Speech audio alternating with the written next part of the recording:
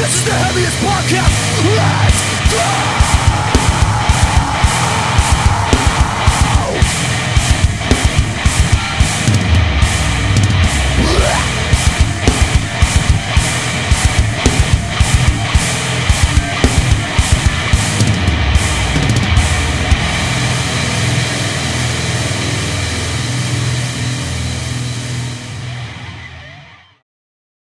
Hello, welcome to the Heavyist podcast, weekly worship at the altar of Radness.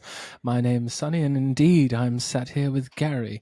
I'm actually stood in my pants, no less, but I didn't need to say that because it's quite warm. Gary, that was a beautiful mug you just exposed there. My tea's actually gone cold, but this is like the best mug in the world. Check that out.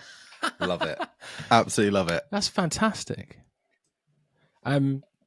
Sorry, it's gone cold. I've got to finish it off. Ketchup aficionado as well. It's one of his favourite delicacies. It is. At a stag do, I once witnessed him eat a packet of crisps and squirt ketchup into a packet of crisps. Yeah, that's the best snack ever. Are you serious? Come on, man. It's mental. Come on, that's man. Illegal. That's the best I don't know snack where ever. you learnt that, geezer, but now... It's so good, dude. You need to get involved in crisps with ketchup. It's amazing. It's wicked. No, it's not. It's good. It's good. It's the best. It's the best ever, man. You need to get stuck into that. Squirt it in there. Give it a shake up. Beautiful. Best snack you'll ever come across in your life.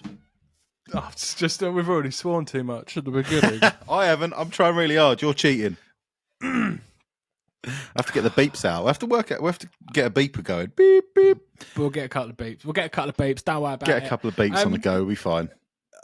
When did you first come across that, Gary? Was that a concoction of your own? Were you inspired by perhaps bigger boys to do it from school, or where did you come across this sort of culinary delicacy? I don't know. I used to like crisp sandwiches with ketchup, but then I was carb cutting, so you know.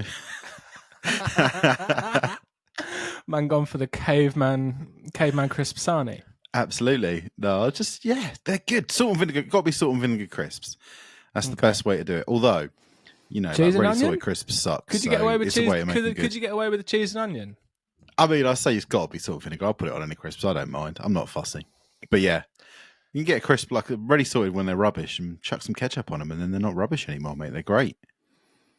It's all right. You can have that for free. That's that recipe. It's all yours. When I saw you do it, I felt nothing but sick to my very stomach. So I don't know if I'll ever actually try. See, that's ridiculous. What's wrong with just putting some ketchup on some crisps? What's wrong with that? How is it any different to dipping a Dorito in some salsa? Yeah, but that's like salsa's like a proper like condiment. It's not just like a. What? And ketchup's not a condiment? It is a condiment, but it's not a dipping. I don't know. It is a dipper. You dip everything in it. Dip chicken dippers. Or chips dipped. It's dip. It's all about the dip, man. It's all about the dip. Ketchup on crisps. Maybe... I'm going to get a roasting for this. I can tell. already. Everyone's I think potentially I will get the roasting for calling you out for something rather. Maybe it is much more pedestrian than I'd assumed. Maybe there's a way you can do like polls on YouTube. Maybe we'll do a poll. Ketchup on crisps. Is it good or is it rank? Cheese and onion and brown sauce. What would you get away with that? I don't really like brown sauce, if I'm mayo? honest. Mayo's all right. Mayo, if you run out of ketchup, mayo isn't a bad substitute. Put a bit of mayo in your crisps. That's pretty good too. But I don't really like brown sauce, to be honest. I'm not really a fan. I'm a big brown sauce guy. You're a brown sauce dude. I know. I respect you for it. This conversation's like the absolute inverse of what was going on before we turned the camera on. I was in such a stressed flump, I've been in a really sort of fluctuating state all day of sort of various stresses, and mate, as soon as that 5-second countdown comes up, all your troubles melt away. They all float away, Gary. Nothing else matters right now, just riffs.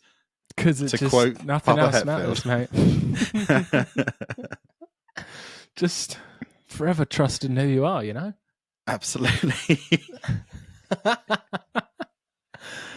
Gary, what's going on? How's the little doggo? What's cracking? Is it nice? Yeah, he's all right. He's about 85% all right and 15% a knobhead, but you know that's most dogs, not a bad isn't it? ratio. That's pretty good not ratio, a bad really. ratio.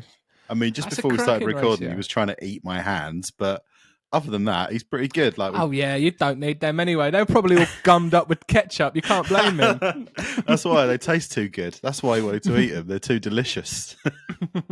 No, he just sometimes just has these like funny 5 minutes where he tries to like chew on my hands for no real reason, and he doesn't seem to do it to anyone else except me.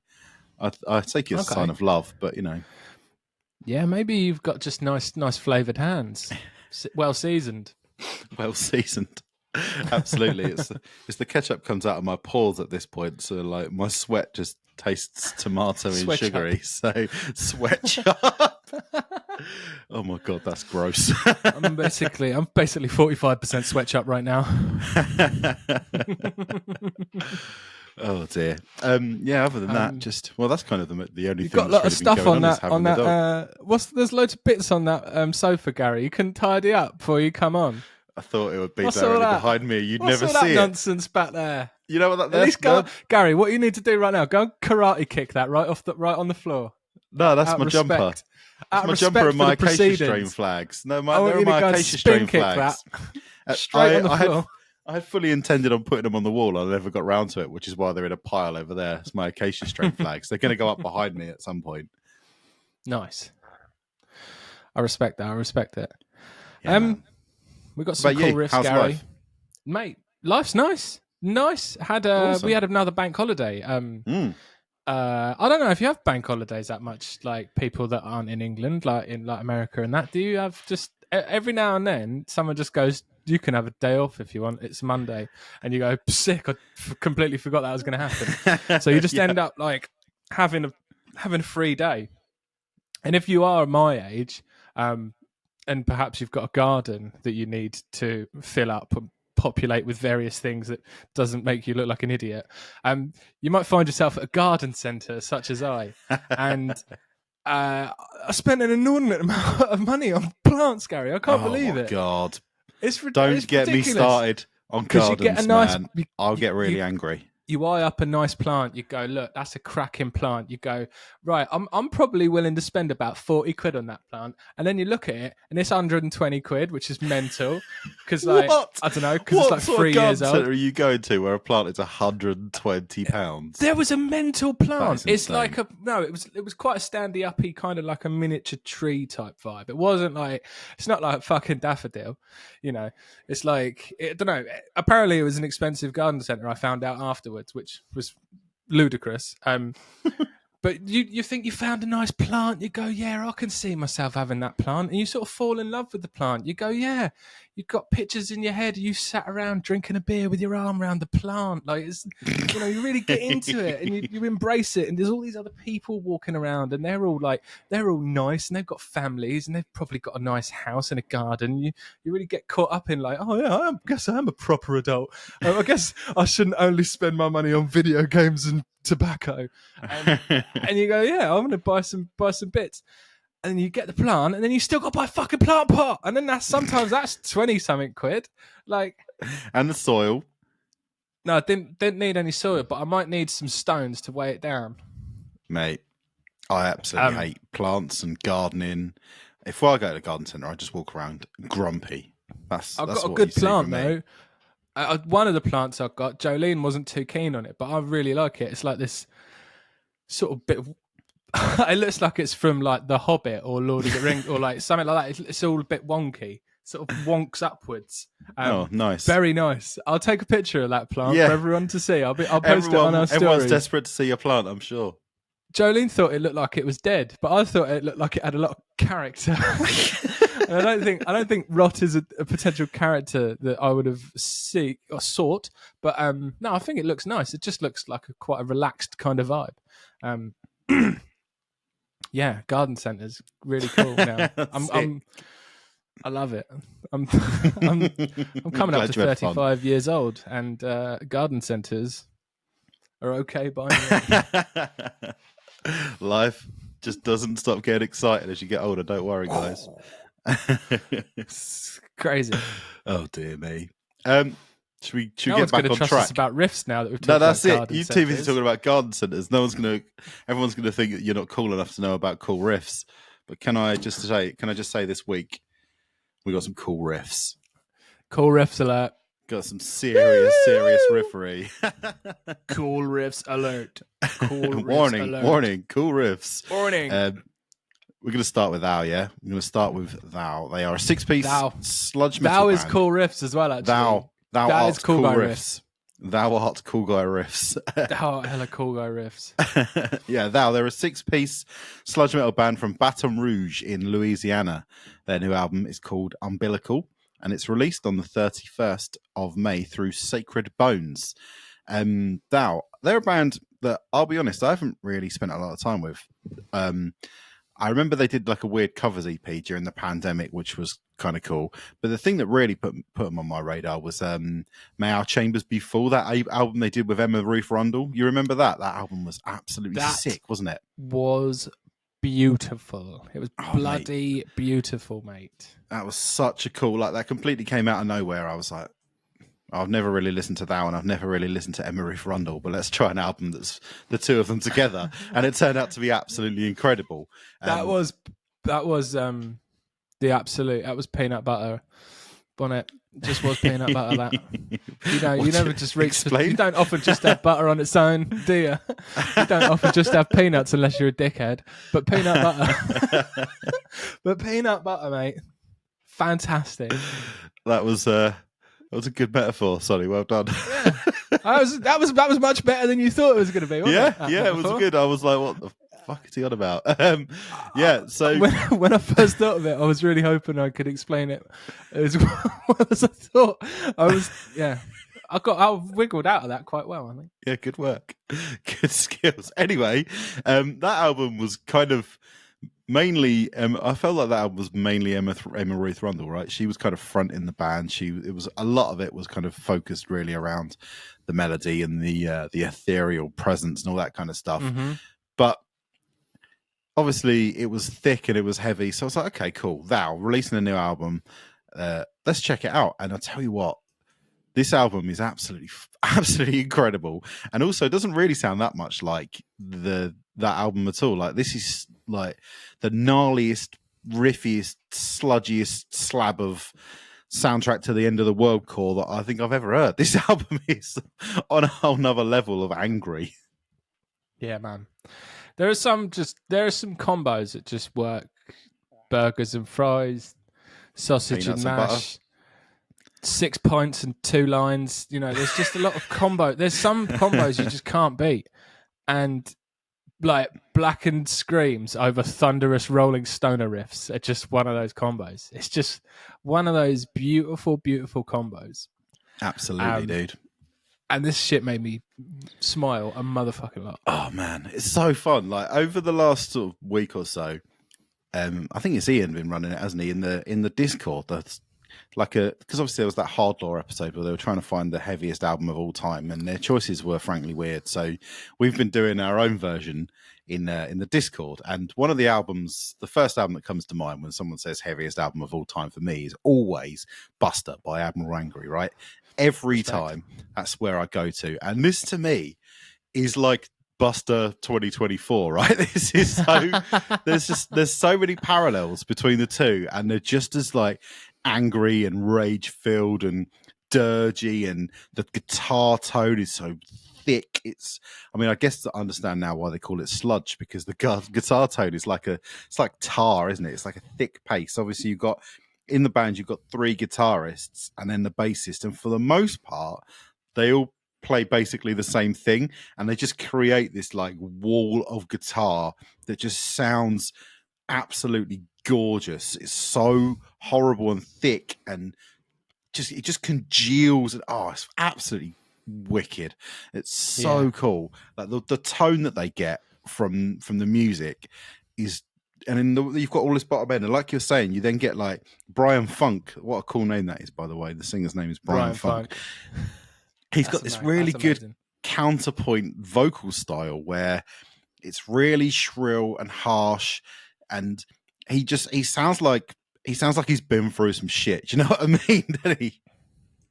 Yeah, it's really cool the way that the sort of, there's a real brilliant texture on the vocals throughout the record. It is so cool.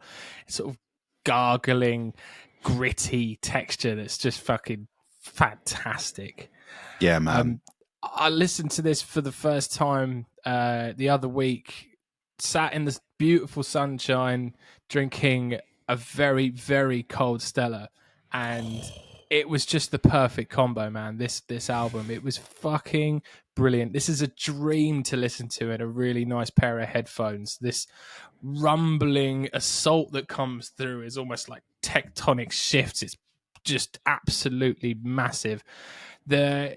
I love the way that it does shift throughout the record, right? You've got these really brilliant, immense grooves, and it almost sort of like pirouettes into chomping stoner breakdowns. It's like, it's very, very, very sick. Yeah, dude. I really appreciate the way that the album is kind of laid out in a really nice way as well. It's got these like 6-minute tracks, but they're sort of laid out like tempos. You sort of have like a 6-minute and then a couple of 3 minutes, and then you have a 6-minute and then a 4 and then a 3, and it's sort of it's really, really, really nice.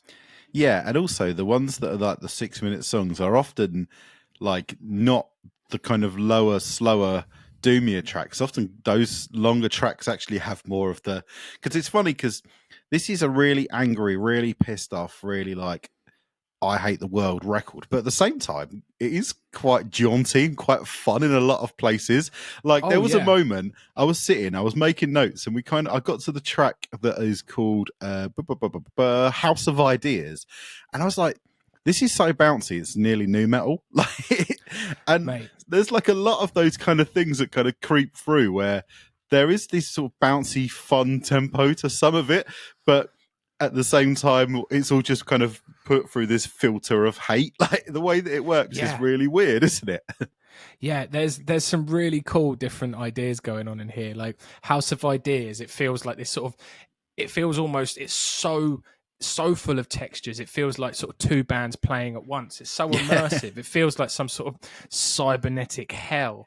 And then, you know, you have these other parts of the record where it's got almost like this like grungy vibe, and there's like these thick riffs that almost sound like it could have been like Death from Above, like just draped in tar. Like it really sort of cool, sort of almost like Mastodon-y, almost like Queens of the Stone Age moments in this record that are like sort of dancey and upbeat, and you don't expect them. No, not at all. Really, really cool. Yeah, really surprising. And like The Promise as another example. Obviously, these guys from the NOLA scene, the biggest and most heroic legends of the NOLA scene, Crowbar, and you get a bit of that kind of almost that sort of stoner doomy kind of thing sneak through the real big like classic riffy style that comes through on that track, and a few moments within the record where they just kind of sneak these little bits in, but then also you get to stuff where they just throw like breakdowns, or like Lonely Vigil where there's that like really savage riff, but then there's that second like dissonant guitar part that kind of goes all the way over the top of it, and it sounds like a swarm of bees like trying to kill everybody in the mosh pit. Like it's really cool the way that they keep the balance of, so you don't just become completely like depressed by the end of it. Like you kind of it's less like everyone, I hate everyone and I just want to sit in the corner and wait till my life ends. And it's more, I hate everyone, I'm going to go out there and smash them all in the face. And I really like that, because usually doom metal and this kind of genre, everyone's sort of like looking into themselves, where it feels to me like Thou are kind of looking out and be like, you all fucking suck and I'm coming for you. Like I really like that like attitude that it's got.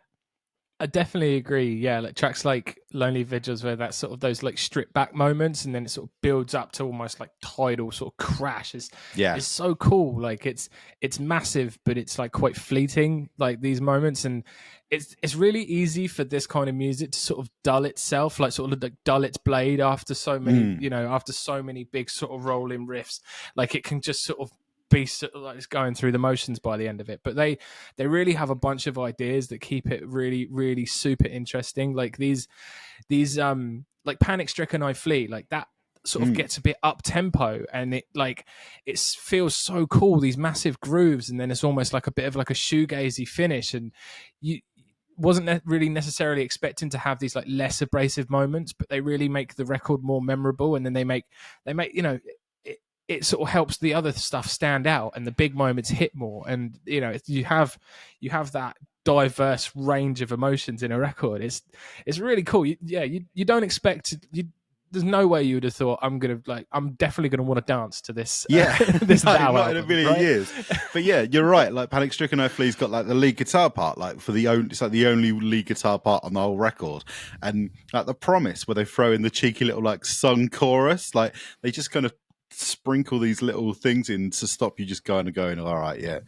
Another big boom, boom, doo, doo, doo, doo, doo. Like, stoner is a genre that's so easy to just bust out really quickly, and there's a lot of bands who clearly do just bust them out really quickly. They literally probably get really caned and just play a riff and go, that sounds cool, let's record. And they forgot that they already wrote that riff for the previous track. Yeah, so exactly. They go, exactly. Fuck. That's exactly it. Whereas like Thou, just they're really working on creating something like exciting and interesting, and this record is absolutely wicked, absolutely brilliant. And every time you listen to it, you get to the end of Siege Perilous and you hear that little bye. Does that like throw you off really bad? So it's hilarious. It feels like maybe they sampled us at the end of a podcast. Like, I love it, it's mate. absolutely wicked. I love it. And it's little things like this that just there's so much sort of hefty fuzz and sort of immense suffocating sludge, but then there's all these like jovial sort just of moments, cheeky little banter things that they chuck in. Yeah, and it all comes across as them. It doesn't feel like they're shape-shifting into a different band for a couple of minutes. It's still all the sort of textures are there, and like the emotions there, and the vocals and stuff. So it's not like a departure. It's just like these really cool sort of like vignettes, throughout the record. Yeah, man. This is a hell of a lot of fun. I think this is going on. Record. I think this is going on the T1000's Gym Tunes playlist along with that Prisoner record. Yeah, I think you're right. He's going to be getting absolutely jacked this year. Oh, mate, yeah, this album is really, really cool. I really strongly recommend you go out and check it out. It's called Umbilical. It's by the band Thou. We've got a fair bit of news to chat about now. That's some news, motherfucker. Give us a brutal news song. Come on, let's hear it. Brutal news! Yes. And there's only one place to start, right?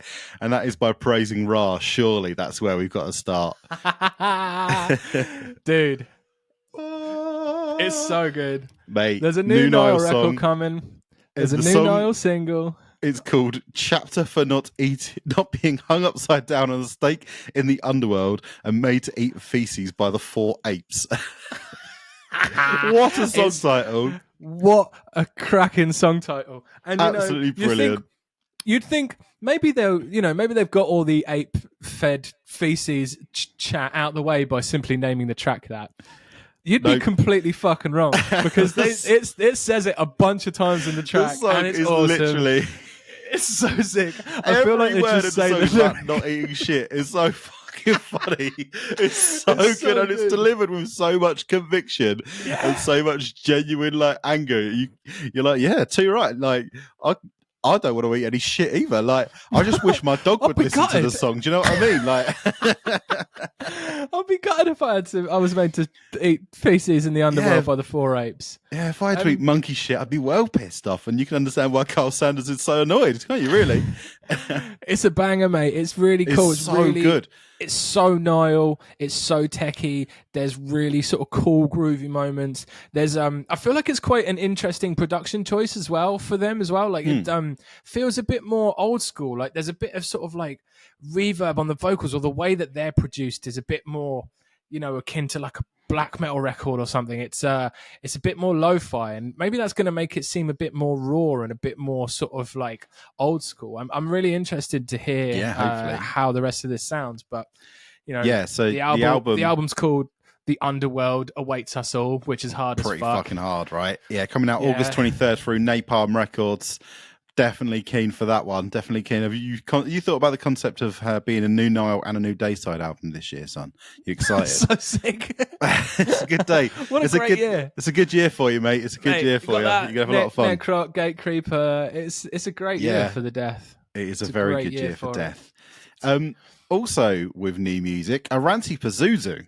So they've released a new song. It's called Moon Tao Tuja. It's called Shapeshifter. I thought it looked in a bit Finnish, like it's called Shapeshifter. It looked a bit mutant-y, didn't It's it? called. It's If you shapeshifter look is at what it Oh, is means. that what it is? So it's not far off mutant. It's kind not of far off, is it? shapeshifting is a mutation. And, you know, it's a there or thereabouts, isn't it? But I this is. suppose I was pretty right, actually. Yeah, Gary. You're right. you done pretty well, mate. This is the first single off of an album coming out in October, I believe. That they haven't actually announced yet. But when I first listened to this, I kind of forgot how dancey Oranssi Pazuzu are. Like, this is as much like it's got as much in common with like Aphex Twin as it does black metal. Like, this is so. Yes. There's so much electronic. Like, they sound like they've been assimilated by the Borg. Like, he's got that, you know, like the when you smoke too many fags, and you have to have one of them It's in got your the voice. old It's got Uncle, that going on. Uncle Ned thing. Okay, that's it. From South Park, right?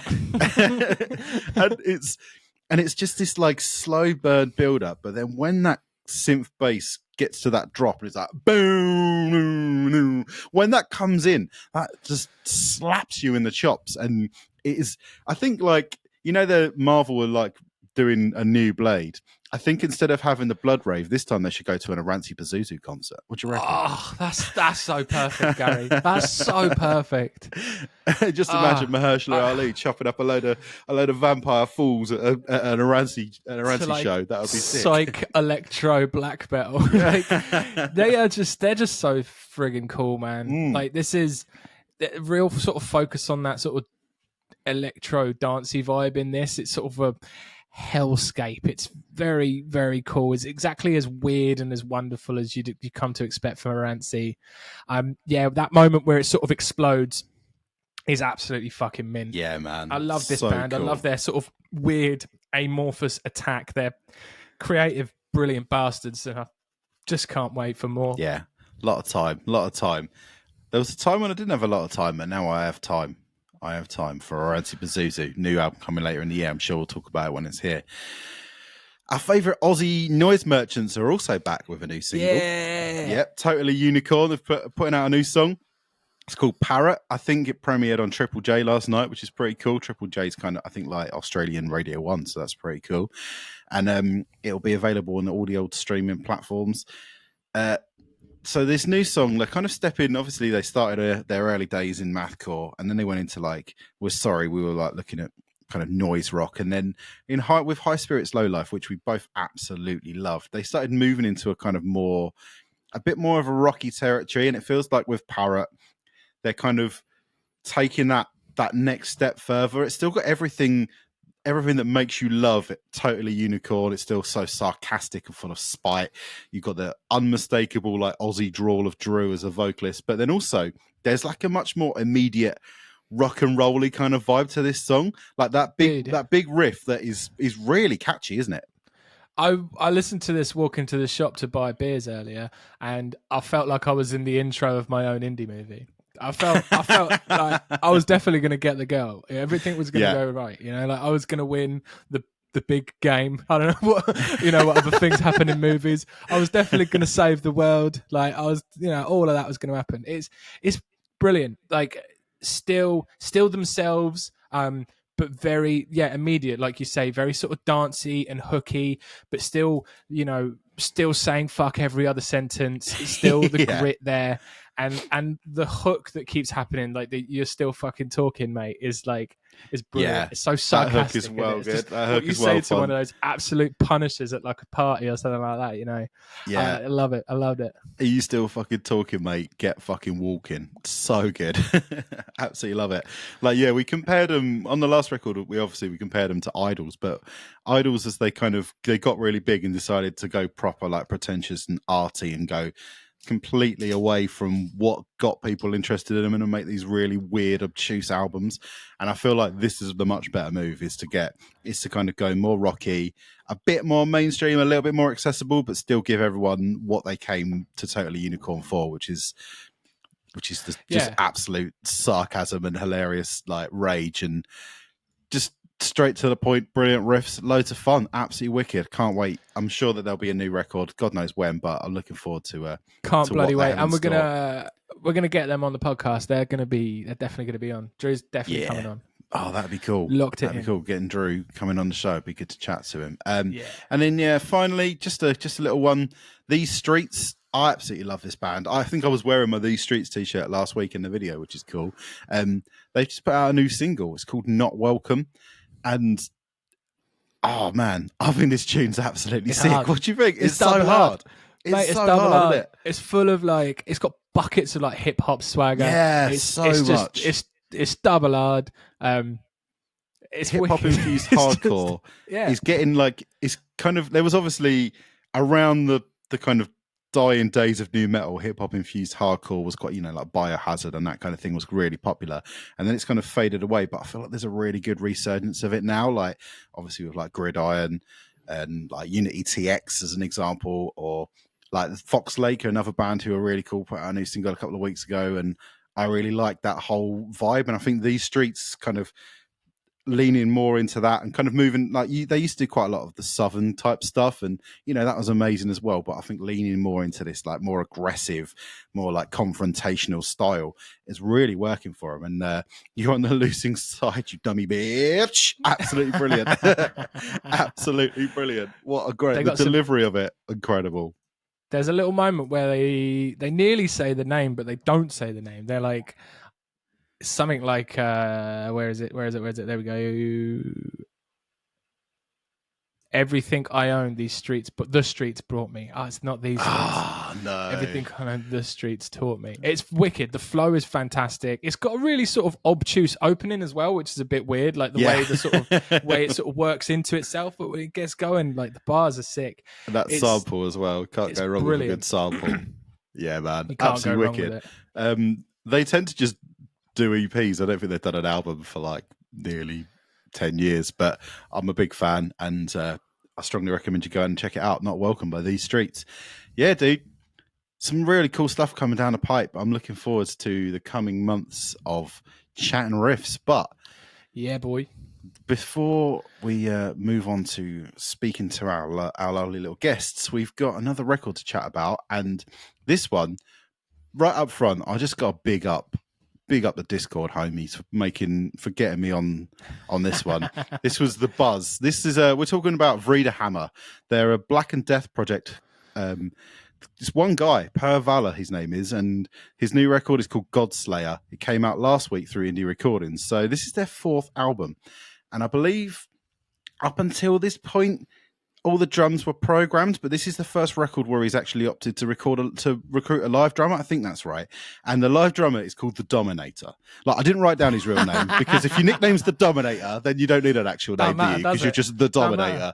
I believe he's the drummer of Dark Funeral. Kid's going to call you that Dominator. Absolutely. Like, I just want to be known as the Dominator. But yeah, everybody in the Discord was like, I think it was Acer posted it up in there. He's like, I'm really looking forward to this coming out on Friday. Yeah, big ups to yourself, Acer. He's like, I'm really looking forward to coming out on Friday. And I checked out the first single and I was like, oh, hello. And then I typed VREDEHAMMER into my inbox. Oh, I've got the whole album. Let's have a little listen. And I was immediately just melted by this album.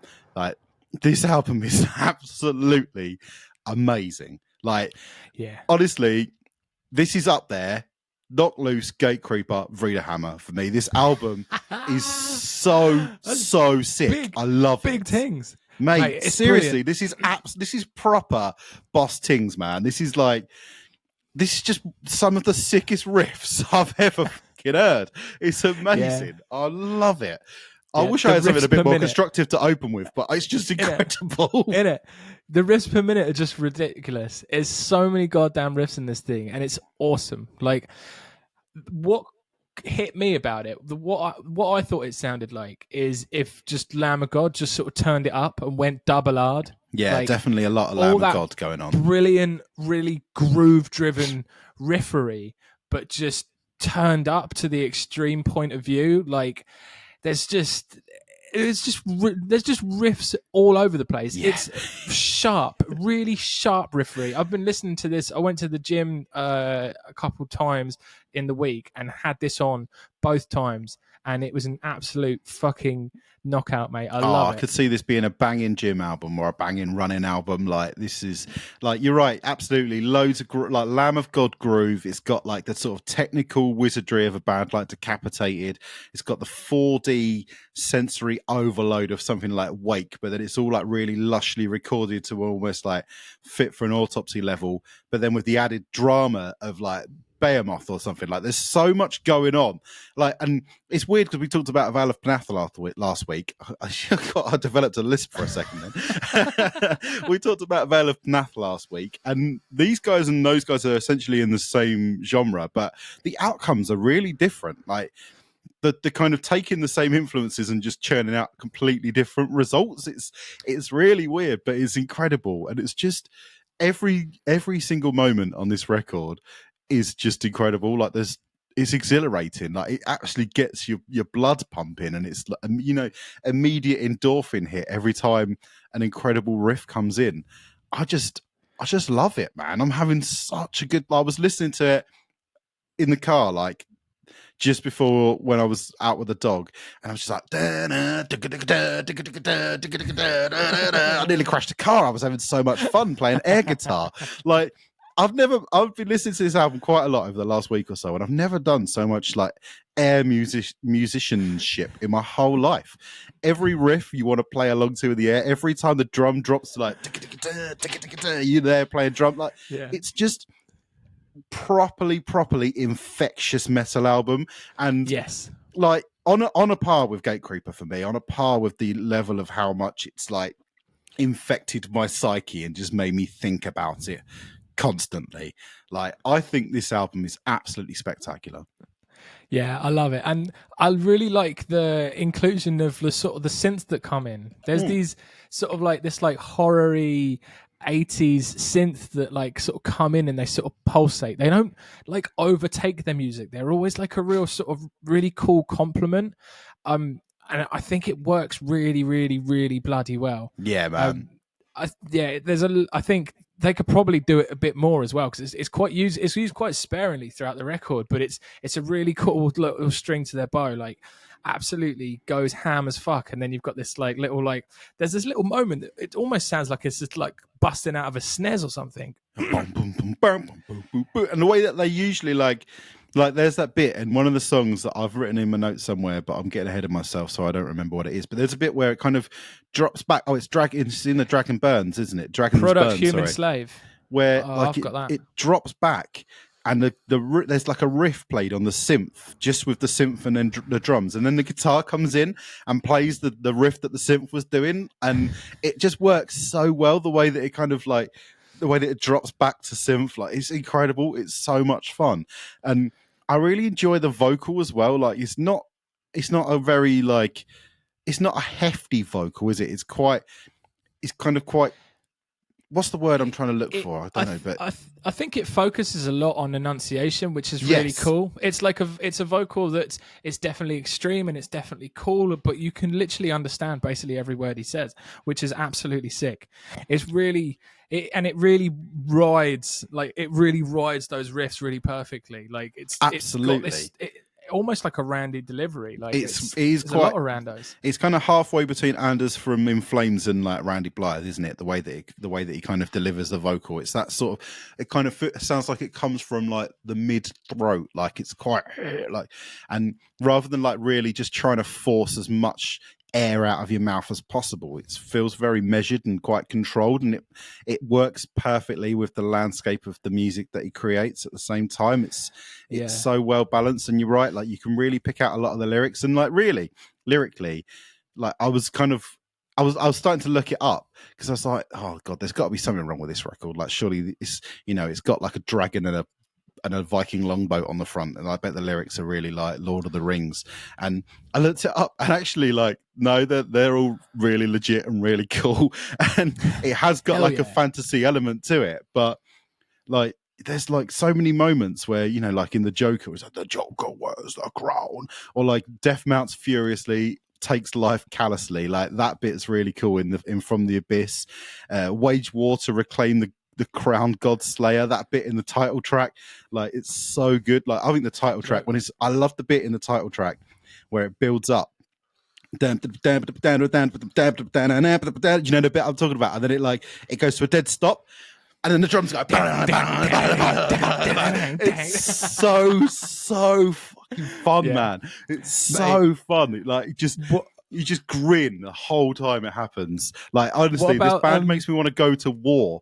And if Rishi Sunak is going to actually make us do a national service, he needs to get VREDEHAMMER to back him up, because then he might actually be able to convince people to do it.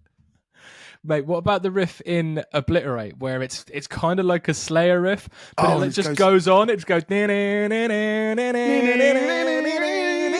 just kind of keeps creeping and it goes back down again.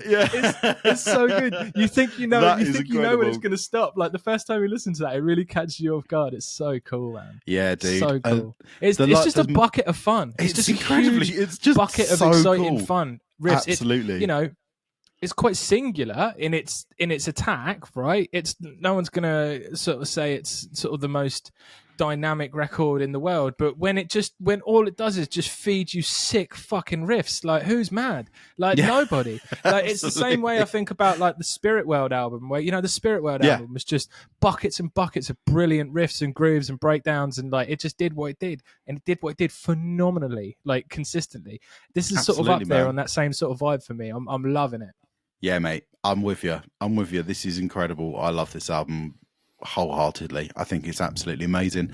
And I've really just got to shout out to the Discord homies for putting me on it, because I don't think I'd have ever checked it out otherwise. And yeah, incredible. Brilliant album. It's called Godslayer. Godslayer by VREDEHAMMER. Check it out. Yo, we're back. How's it going? Thank you for joining us. I'm hanging out with Gary, but we've also got the three motherfuckers in with us. We've got the boys from Yersin in, which is absolutely sick. We're really stoked, really happy to talk to you guys. Funnily enough, I actually didn't realise that you were a three-piece until we saw you live. I thought there's no way that you could make that much racket, and then there was only three of you. I was like, fucking hell. I was incredibly surprised. Does that happen a lot? Well, it's more necessity than design, but we've got to do what we've got to do, really. Fair. We've got to overcompensate for our missing member. You should get like a skeleton like you have in science class and stand out on stage as your fourth member. The fourth member died. A few days after we played in Brighton, we played in Birmingham. That it's like a cardboard cutout of Warwick Davis on the stage with us, and there's like a whole bunch of like pictures of us like just like trying to make it as like serious as possible. And there's just like Warwick. There's fucking Willow in the background. Yeah, I know, right? So yeah, that might be mistaken as the fourth member, but Warwick Davis is not in the band at this moment. He's not a member of Yersin. You heard it here. It's an exclusive. You might need to just try and say he is. Like, try and update your profiles. Like, it might do you well. Like, get you a couple of backlinks. You might get some, traffic Mate, off of look it. at how well the Hollywood vampires do, isn't it? Like, you never know. It might help. Big Willow fans are just wanting in on the gig, like. Yeah, if he's game, we are, I'd say. We'll have him. The thing is, poor Warwick Davis has enough bad shit going on at the minute, like. Oh, no, well. He'd love to join us. He'd love to join us. Absolutely. What happened to Warwick Davis? White I tried us. Oh, fuck. Oh, shit. Oh, that sucks. Oh, no. Cut that bit. Sorry, It's don't going bring to be the as mic hard as down. that. Damn it. I thought maybe he'd got punched or something, because someone. I don't know. I had it in my head, but that was Rick Moranis. Rick Remember somebody Moranis. just punched? That was Rick Moranis. Yeah. That sucks. Imagine that. Stop grieving, join a metal band. Yeah. It's a good way to process your emotions, isn't it? Yeah. You could get him his own tiny pair of spiky shin pad boots. Oh, I'd have to get them custom made from Clarks. It's like tiny. You'd have to put him on the shoe size finder that you used to have to go to when you were in school. And he'd do like strides from left to right in the Clark shop with the big spiky shin pads. Go on, Warwick. Go up and down. Let's make it sure they're They'll fit. feel comfy. With his mum watching. Oh, dear. Fuck it up. But we're cancelled. Yeah, that was it. That was fun while it lasted, wasn't it? Nah, bigging him up. There's nothing wrong with Yeah. bigging someone up. Big a small man up, it's all right. It's fair play. Yeah, man. Nothing wrong with that. Boys, you put out one hell of a bloody racket this year. It was a very nice record you did. The Scythe is Remorseless. Obviously, insanely hard title. That was how much workshopping did it take to get to that? Were there other suitably hard or maybe not as hard album titles that you came up with? Bob, tell them. Do you watch Peep Show? Yes. Absolutely. You know Gerard's funeral on Peep Show with John Vaguely. That's where it's from. Oh, is it? It's Alan Johnson giving Gerard's eulogy on Peep Show. And he says, Amazing. The Scythe is Remorseless. And I was talking to Mal, because we were writing the record at Mal's house. I was like, man, that sounds so hard, doesn't it? That's gotta be it. Do you have a notes app on your phone where you just write down hard things that you hear to potentially call songs and albums?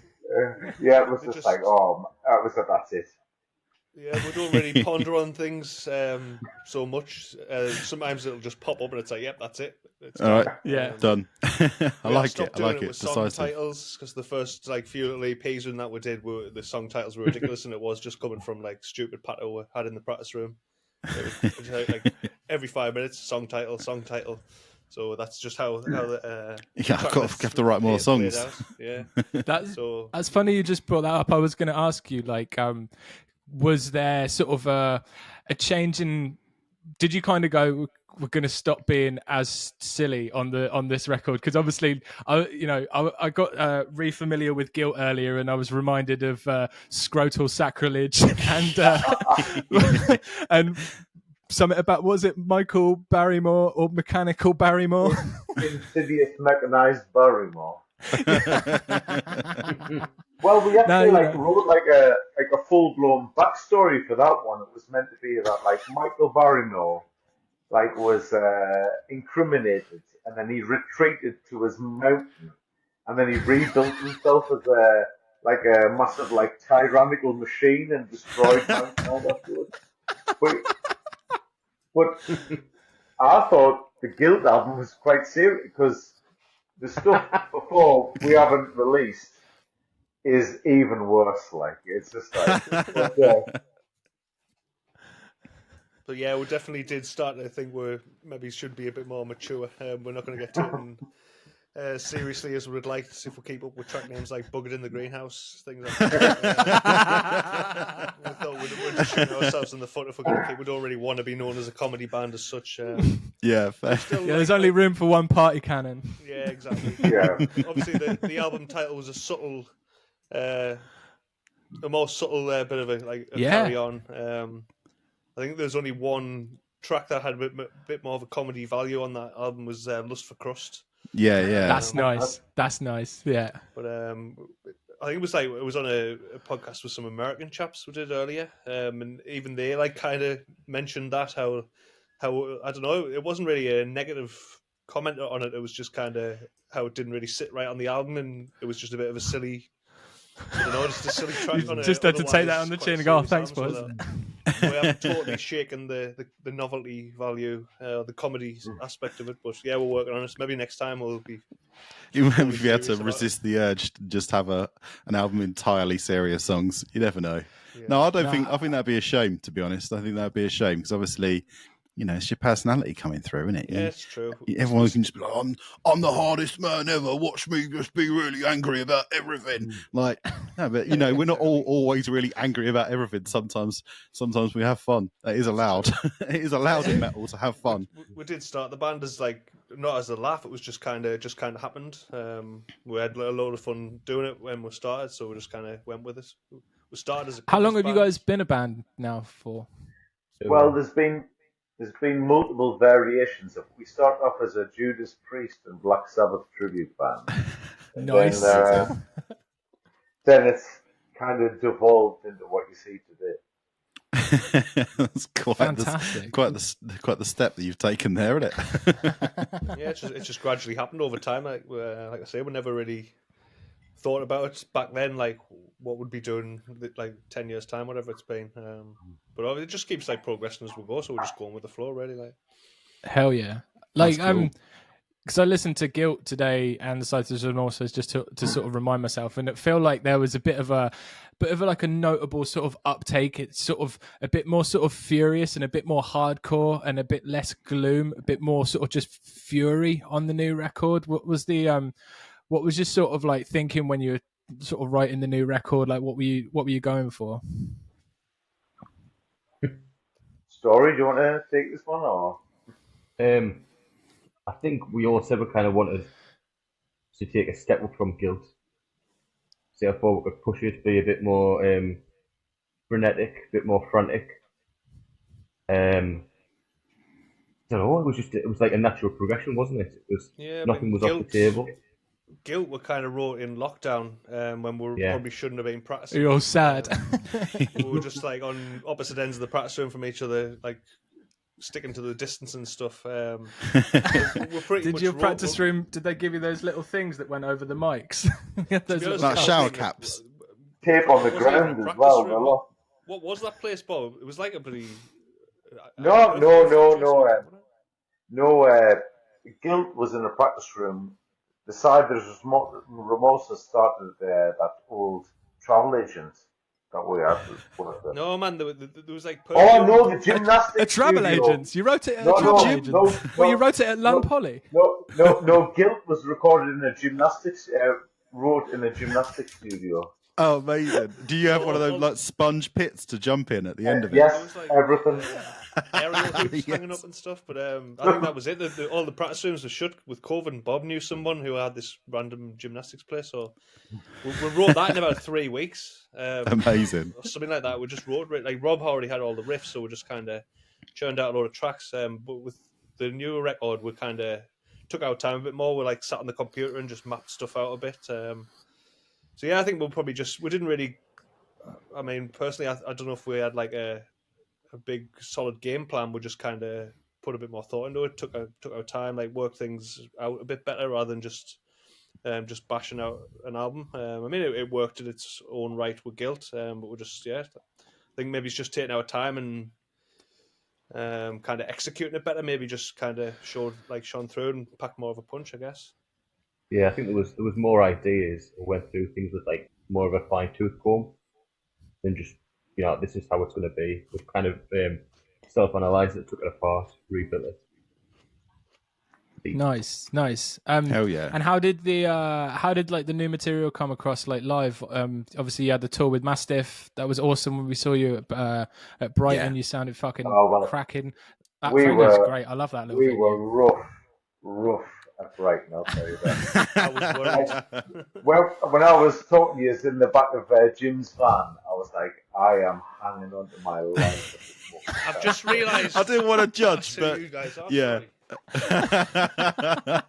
So that's where. So, like, That's it. You know, it's from the from the back of the Jim's van. van, which sounds a From lot the more van. dodgy than it is. So the night before in like London, I think is possibly our like best show ever. Like we were fresh, and we absolutely smashed. But like I, for one, I got really tucked into the drink after that, and then Fantastic. just woke up the next day and we were just scared. Oh my! I was like me and Mal were in the van outside of the what's it called? The Brick House store? What's it called? Green Door Green store. Door. Green Door. Just lying on the floor of the van for hours. It's like, oh, we are going to die here. And I know Story was worried. He was like, are these cunts going to be able to pull it round? Oh, inside I was fucking fuming. Because me and Robert went out for like a meal a few weeks ago. He was like, it's a business trip. We're not going to get drunk. And like, Yeah, and I totally made the worst of it. You know. second night in Glasgow, they both got absolutely steaming pissed. And then like London, they got steaming pissed. And like London was the one where like we're going on stage. I was like, we are gonna fucking bomb here. It's gonna be shit. Brighton, sorry. And we pulled it off. But all the way It was Yeah, really man. cold though. It sounded great. my Did you not arm think was it on was my really underpants. cold? Cold. Yeah, it was freezing.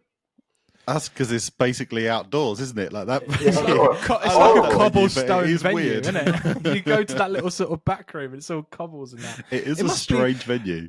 They must have to like watch who they book there. Like if they book like mosh bands, like people are gonna literally like crack their head open there. It's pretty mental. I don't Did know. you get warned? I don't know how we they got there get to around watch it. our footing. Like, Yeah. it was like you will fall over. Just be careful. So.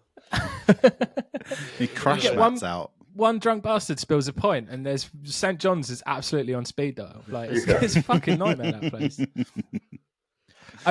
Chris, if these two are getting absolutely bladdered on tour, do you find yourself having to sort of pull back a bit and not partake because of the old vocal duties? Do you end up So being I mum? had- like before going to the tour, I was like, I'm not touching one drop of it.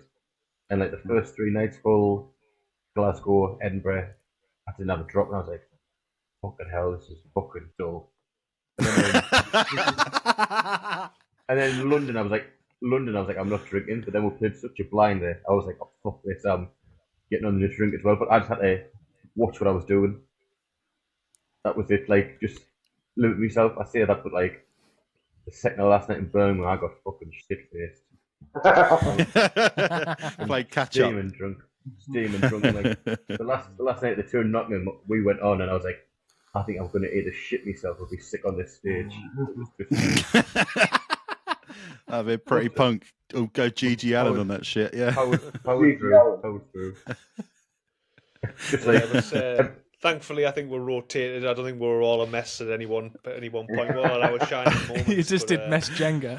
Yeah, we always had You got some someone sort of kinda- rotor in the tour bus. It's my night to get completely messy tonight. You two got to be more sensible. Yeah, it could have went a lot worse. Put it that way.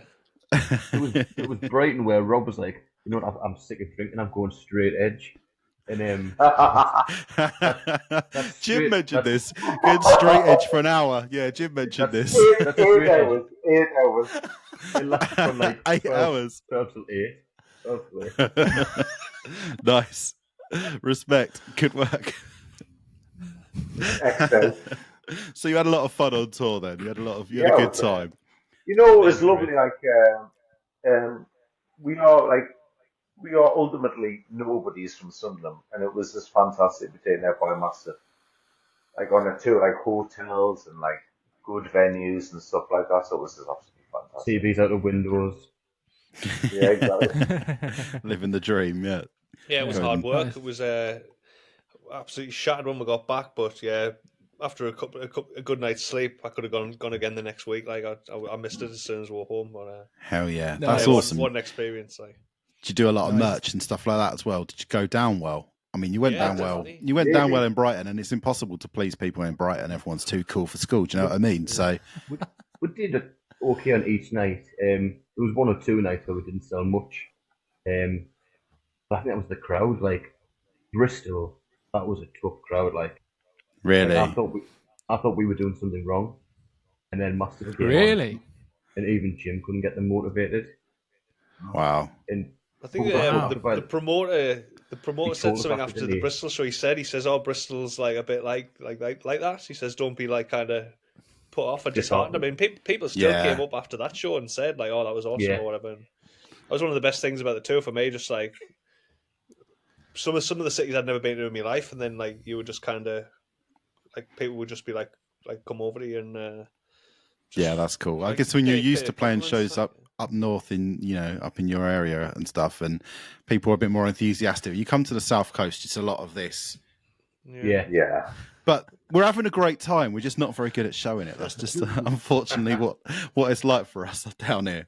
Yeah, But I always say it: Southampton, Portsmouth, Brighton, even as far around as Bristol, we do have a kind of a hard time showing that we're having fun at shows. But we are having fun. You just got to believe us.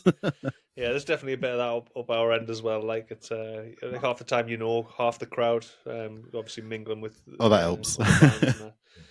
So yeah, but no, we didn't take it too personally. Like I say, like people even at the Bristol show, even afterwards, they did come over and say nice things and that. But yeah, every show we did, we had people singing our praises, and it just made us feel better. Like especially Awesome, days like cool. Brighton when we were hanging in a bit of a depression. It definitely was a lift. And we had loads of cool bits going, like Bristol. I think I was telling the lads yesterday. Some lad came up to me and was like, "Oh, 22, and I've never been to a gig." He was the first band I've seen. It was fucking great. That's sick. Like That's and sick. you think, That's tragic. you poor cunt. Like, Totally up from here. and then what we had in Edinburgh, there was someone standing beside us, like frantically tapping on the phone. Then they showed us the screen. It was like said, "Oh, I'm severely autistic and I can't talk, but I'd like to let you know that your set was excellent." And you just think that's like. But at first I was like, "What's this?" They were just so frantically typing, and they showed us it. I was like, "Oh, that's fucking lovely." That like, Oh, That's that's well really nice. cool. That's really cool. That's lovely. Sweethearts down. Oh, Yeah, you make horrible music, but you got hearts of gold. That's what we like to hear. that's Metal it. way. Black hearts of gold. Black hearts of gold. How did the tour sort of with Mastiff come about? Were you guys obviously sort of friends with them from previous? Yeah, we've done a couple of shows a year or 2 years ago, and then like Phil from Mastiff asked for like a guitar solo on the record, which I thought like, why on earth has he asked for that? But I did it, and I think it went down all right. And then just like kind of been friends ever since. Really, been absolute dream. Nah, fantastic. Yeah, we've had Jim on the show quite a few times, and he's turned into a lovely friend. So it was really cool that Yeah, it was to him who get put to us meet you guys onto sort of your through band that in the which is- first place. Yeah, absolutely. I wanted to ask you about like putting the album out. Obviously, you guys did it independently. How did you find it? Like, what was the biggest cunt about doing that? Like, and would you do it again? Like, how did you sort of find the experience overall? Well, So the well, album was actually put out by Dan from Mastiff through Trepanation. Oh, for Trepanation. Oh, okay. Yeah. Yeah, fair. Oh Well, fuck! we'd sorted out like the recording and the artwork. It was all done. Dan just agreed to like kind of. Well, yeah, I think he asked us, Release didn't it. he? He just said Yeah. he'd be happy to like push it, kind of thing. So, well, yeah, we'd sort out we'd book the recording. Rob sorted like the vinyl production. I think that was the only part Dan didn't have any input on. Yeah. We just did that out from our own from our end. I think Rob did he approach you? Did he ask? I'm sure you told me us. and Dan were talking before, but obviously I asked Dan, so like, and he said yes, and gracefully said yes. So That's I noticed cool. you guys like put some fucking really hard artwork together for the singles, Scythe Remorseless, and then you use like different. There's a couple of different ones that have like a couple of artworks, and then you have like the album choice like one, like. They're really awesome. Like, did you sort of go out your way to get them produced? Like, because the artwork for that single is so sick. 2 out of the 3 of them were like free for use media. So the first 2 were like paintings from like the 19th century. Oh and then shit! The third one was an offshoot from the music video. So that's Right. how that came about. And obviously the main artwork's done by Warhead. He's done like Antichrist Siege Machine, Gotor. I think he did some Marduk stuff as well. So yeah, that was pretty cool. But like obviously we didn't have a large budget for artwork, so we just kind of made ends meet, if you know what I mean. No, that's cool, man. That's cool. Yeah, that's awesome that he did the Antichrist Siege Machine record. I really, really enjoyed that one this year. It was an absolute it's bastard of a Absolute record, filth. wasn't it? And there's only 2 of them. Yeah. 3. Yeah. Good point. Bigger boost to People Phil. getting too many members in their bands need to strip down. Need to I'm strip just gonna down. start a Just solo like project. Ribena. On that note, I'm sure that a lot of the homies out there are gear nerds. I want to know, how do you get that sound? How do you have like a splitter to go guitar and bass at the same time? What is it you're doing to create that gnarly live sound? If I want to get like really nerdy, like I have 2 splitters. So Oh there's a right, thing called the Orange, like the guitar brand. yeah, Make these things called the detonators. And so I have 2 detonators at the same time, and then I have a Kerry King JCM 800, which is absolutely scorching. Then I have like a white 5150, and I have like some like generic PV bass head with a. Do you remember those Digitech death metal pedals? Oh, That's hell like, yeah.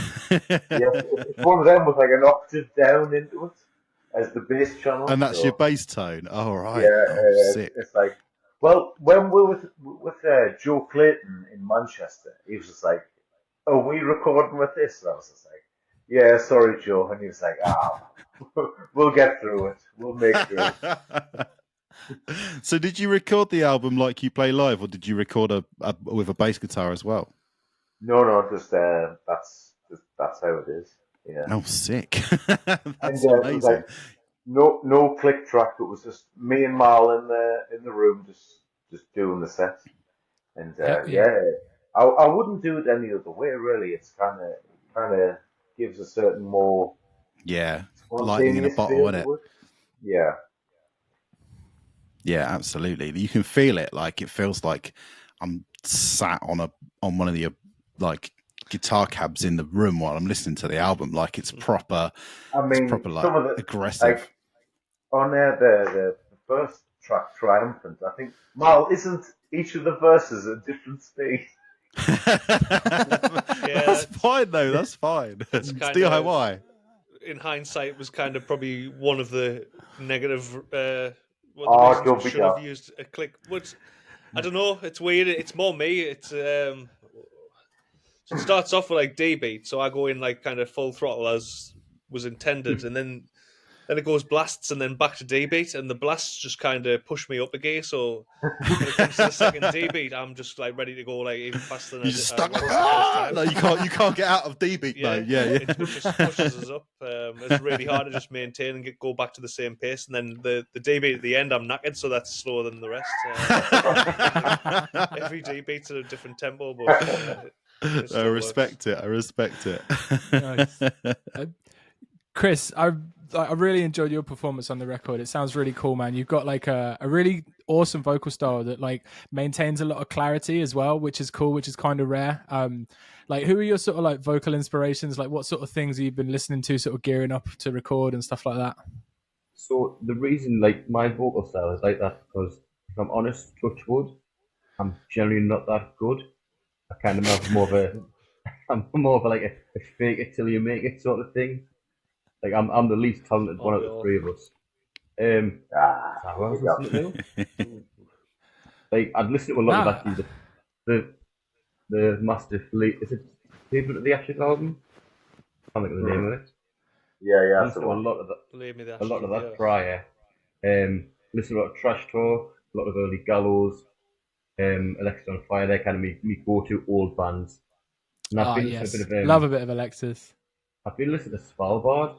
Got to Robin Muller about them a few times. And obviously that's a female vocal, but she can scream. She can scream like. Just a mild break there for very minor technical issues. Nothing bit to of worry about. We're an technicalities. incredibly professional outfit here. Yeah, We- as slick we have- as you like. Yeah, boys. What's the next sort of 6 months look like for Yersin? What are you guys up to? So Well, yeah, you take a story. Sorry. So next month, June 18th, in Newcastle, we're opening for Suffocation. Oh, That's sick. awesome. Hell Hell yeah. So that should be That's a good absolutely one. rad. We're playing, of all things, it's called the Levi Punk Weekender. It's like a Friday, Saturday, Sunday. We're doing like a Friday night opening party. Cool. In the middle of the Nice. middle of the card then. After that, it's Bloodstock playing on the Sunday. Hell yeah. On the Fantastic. on the EMP stage, like 6:30 at night. Formerly the Jägermeister stage. Then following that, is it Cosmic Vibration Festival in Sheffield? Yeah, that's the one. Yeah. Oh, And I think nice. we've got So a few busy summer. Other little irons in the fire, but nothing fully Nice. confirmed yet. Yeah, we were talking about this the other day. We're probably like obviously just gonna. The record just came out. We've done the initial tour. We've just been a bit more selective with the gigs we've chose. But saying that though, the offers that have come in have been pretty good, as we've just mentioned. Yeah. So yeah, Hell just gonna yeah. just kind of enjoy playing. Maybe mix the setup a little bit. We've brought back a couple of old ones to practice.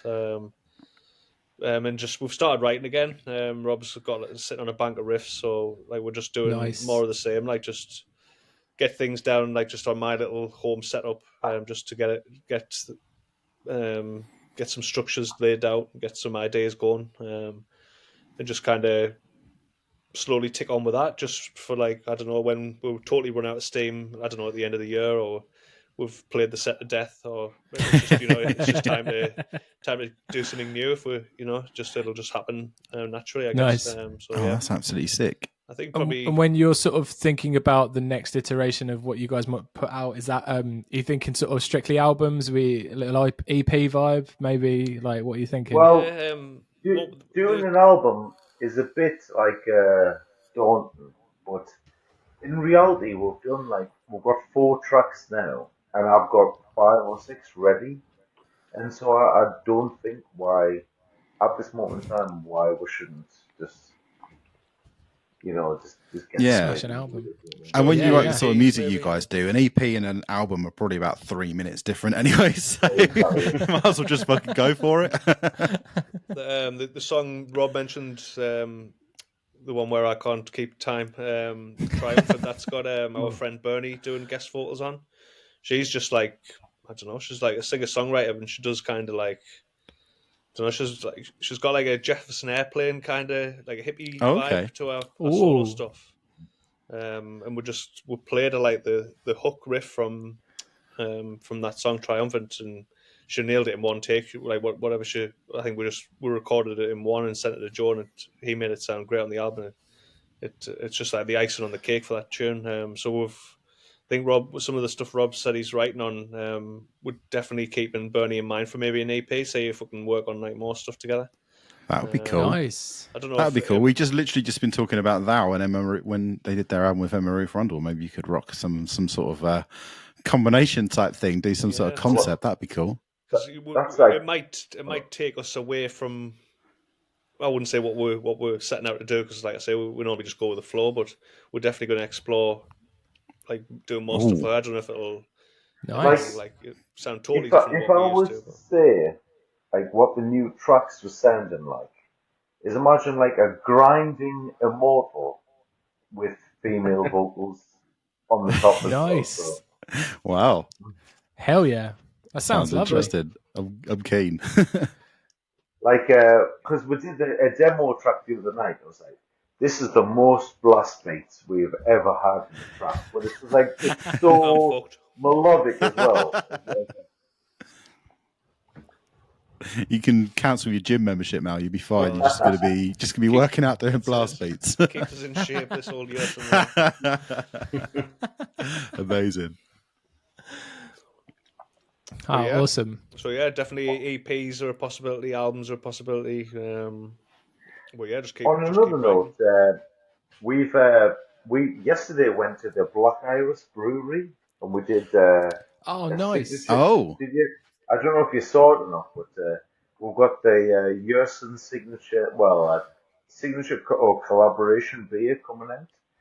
And hell it's yeah, that's cool. Absolutely fucking great, man. It's like I had the Celestial Sanctuary one that they did, and it was absolutely beautiful. It was so tasty. Well, they put in like 1/2 ton of blueberries into this vat yesterday, and we were there, and we had an the best experience ever with them, and we're just dying to see this. Like, I don't know if it's on the borderline with the amount of blueberries, with the amount, like, if it's wine or beer.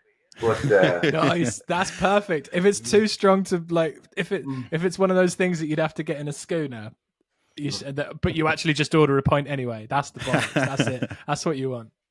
Yeah, and if it's blue, then even better. Oh well, it's going to be blue out there. Hopefully it's blue. It might be a bit purple suddenly, but that's still going to be pretty cool. That's still going to work. Oh, nice! Wow, I look forward to our free case. You got the name? Is there an incredibly hard name?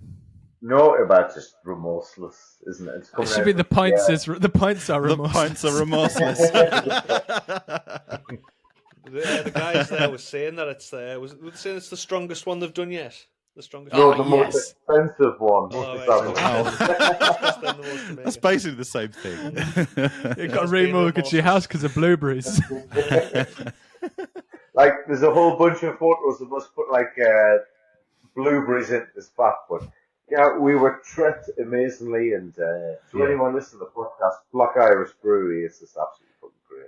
Yeah, mate, they're sick. They're sick dudes. Like, I think they listen or something to the podcast. I think so because like I get tags from Yeah, them every they now and do. then, and like had a little bit of back and forth from them. They seem like really awesome guys. And yeah, they've done stuff with like Celestial Sanctuary. Did Mastiff do their one through them? Yes, Yeah, they was did, it yeah. not? Got a can of that. Yeah. That's There how you go. reckon, look Bit of at product that. Nice. We got a bit of Bang a it. little hammer You're all to on take them. away, which is lovely as well. If your booze turns out stronger than Mastiff's, then that's kind of cool. You can hold that over them. Oh, you could have some sort of like banned booze, like arms race. I'm into the idea of that. You'd be making Weaponised like chant. Yersin absinthe by the end of it. Yeah, the lads from the brewery was saying like they used to have like shows on like in the brewery, but they kind of had to concentrate on the beer side more. But Fair, we might end fair. up going down that route as well if we get sucked into it. Like. Who gets munted on 11% porters and can't play properly. Yeah, amazing. We're bad enough Sweet. as it is. Awesome. All right. Well, dudes, this has been really fun. Yeah, it's Thank you been for a pleasure. hanging out. Thanks for coming. We've really enjoyed chatting to you. We've really enjoyed your album. You guys are awesome. Nice one. If anybody hasn't listened to the Scythe is Remorseless by Yersin, go and sort your fucking Do lives it. out right now, please. Do it. Sick. we'll- Get aggressive. I like it. We'll be back next week. We've got loads. Oh no, next week, right? So me and Gary are going to Fortress Festival next week. I'm going as well. It won't go Are through. ya? Mate, Yeah. we're going the whole thing, and we don't know. We only know like one person that's going. Me and Gary are just going on our own. We're Yeah, just I'm Freestyling it. I'm going amazing. Sunday. So We'll see you there. We'll see you there, give bud. your Because give your number we don't know and what we'll we're have a doing. drink on the Sunday. Absolutely. Yeah, we'll have a good drink. Keen. That's what I Keen plan as. on. We've got a little Airbnb. We've gonna be bought some real like romantic. lapel mics, and we're sort of toying with the idea of like making like a vlog podcast about it. Like we don't videos a new territory for us, but I'm kind of getting ahead of myself in an editorial manner, and I'm not quite sure if I'll pull it off. Men in but their late I 30s think- attempt to learn to make videos. but I think it's got a lot of legs. I think I might approach it like a nature documentary, like two people going to a black metal Well done. festival that have never been to one before. Well, and I'm going to be wearing my best leather trousers to Fortress. Oh, So with the, Hell the yes. you go wear the greaves. I want to see the greaves. I need the spikes in my life. They're staying at home, sadly. But, Probably for the give it a best, probably shout. for safety's sake. Yeah, absolutely, man. Absolutely. Yeah, give it a shot, man. yeah, we're excited. It's going to be we've not been there before, so we're going to see if we can make a nice little fun video about it and have a good time. So I'm not 100% sure when the next podcast comes out, but it might be us talking about Fortress Fest. I love Sick. how the last 3 minutes of this is Bo organising a mandate. Like, Yeah, everyone wants to know about us hanging out. That's the most important part of the whole show. Right, let's go. Goodbye. All right, Yeah, I love you. thank Bye. Thanks for having us. Mal, do you Cheers. fancy a mandate? No. Just a mild break there for very minor technical issues. Nothing bit to of worry about. We're an technicalities. incredibly professional outfit here. Yeah, We- as we slick have as you like. Yeah, boys. What's the next sort of 6 months look like for Yersin? What are you guys up to? So, Well, yeah, you take a story, sorry. so next month, June 18th, in Newcastle, we're opening for Suffocation. Oh, That's sick. awesome. Hell Hell yeah. So that should be That's a good absolutely one. rad. We're playing, of all things, it's called the Levi Punk Weekender. It's like a Friday, Saturday, Sunday. And we're doing like a Friday night opening party. So in Cool. the middle of the Nice. middle of the card then. After that, it's Bloodstock playing on the Sunday Hell yeah! on the Oh, fantastic. on the EMP stage, like 6:30 at night. Formerly the Jägermeister stage. Then following that, is it Cosmic Vibration Festival in Sheffield? Yeah, that's the one. Yeah. Oh, And I think nice. we've got So a you got a few busy summer. other little irons in the fire, but nothing fully Nice. confirmed yet. Yeah, we were talking about this the other day. We're probably obviously just gonna. The record just came out. We've done the initial tour. We've just been a bit more selective with the gigs we've chose. But saying that though, the offers that have come in have been pretty good, as we've just mentioned. Yeah. So yeah, Hell just gonna yeah. just kind of enjoy playing. Maybe mix the setup a little bit. We've brought back a couple of old ones to practice. And just we've started writing again. Rob's got sitting on a bank of riffs, so we're just doing Nice. more of the same. Just get things down, just on my little home setup, just to get some structures laid out, get some ideas going, and just kind of slowly tick on with that. Just for I don't know, when we'll totally run out of steam. I don't know, at the end of the year, or we've played the set to death, or it's just it's just time to do something new. If we it'll just happen naturally, I guess. Nice. So Oh, yeah, that's absolutely sick. I think probably. And when you're sort of thinking about the next iteration of what you guys might put out, is that are you thinking sort of strictly albums, a little EP vibe, maybe? What are you thinking? Well, Well, doing an album is a bit daunting, but in reality, we've got 4 tracks now, and I've got 5 or 6 ready, and so I don't think why at this moment in time why we shouldn't just just get Yeah. Smash an album. And when you Yeah, write yeah. the sort of music you guys do, an EP and an album are probably about 3 minutes different anyway, so might as well just fucking go for it. The song Rob mentioned, the one where I can't keep time, Triumphant, that's got our friend Bernie doing guest vocals on. She's just I don't know, she's a singer-songwriter, and she does kind of I don't know, she's got a Jefferson Airplane kind of a hippie vibe to our solo stuff. And we played her the hook riff from that song Triumphant, and she nailed it in one take. Whatever I think we recorded it in one and sent it to Joe, and he made it sound great on the album. It's just the icing on the cake for that tune. So I think some of the stuff Rob said he's writing on, would definitely keep Bernie in mind for maybe an EP. See if we can work on more stuff together. That would be cool. Nice. I don't know. That would be cool. We literally just been talking about Thou and Emma when they did their album with Emma Ruth Rundle. Maybe you could rock some sort of combination type thing, do some sort of concept. That'd be cool. It might take us away from. I wouldn't say what we're setting out to do, because, like I say, we normally just go with the flow. But we're definitely going to explore, doing more stuff. I don't know if it'll Nice. it sound totally If different. I was to say what the new tracks were sounding like, is imagine a grinding Immortal with female vocals on the top of Nice. Wow. Hell yeah. That sounds lovely. Interesting. I'm keen. Because we did a demo track the other night. I was like, this is the most blast beats we've ever had in the track. But it was it's so melodic as well. You can cancel your gym membership now. You'll be fine. You're just gonna be working out doing blast beats. Keep us in shape this whole year. Amazing. Oh, yeah. Awesome. So yeah, definitely EPs are a possibility. Albums are a possibility. Just keep. On another note, we yesterday went to the Black Iris Brewery and we did. Nice. Oh. Did you? I don't know if you saw it or not, but we've got the Yersin signature, signature or collaboration beer coming out. And hell it's yeah, that's cool. Absolutely fucking great, man. It's I had the Celestial Sanctuary one that they did, and it was absolutely beautiful. It was so tasty. Well, they put in half a ton of blueberries into this vat yesterday, and we were there, and we had an absolutely the best experience ever with them, and we're just dying to see this. I don't know if it's on the borderline with the amount of blueberries, with the amount if it's wine or beer.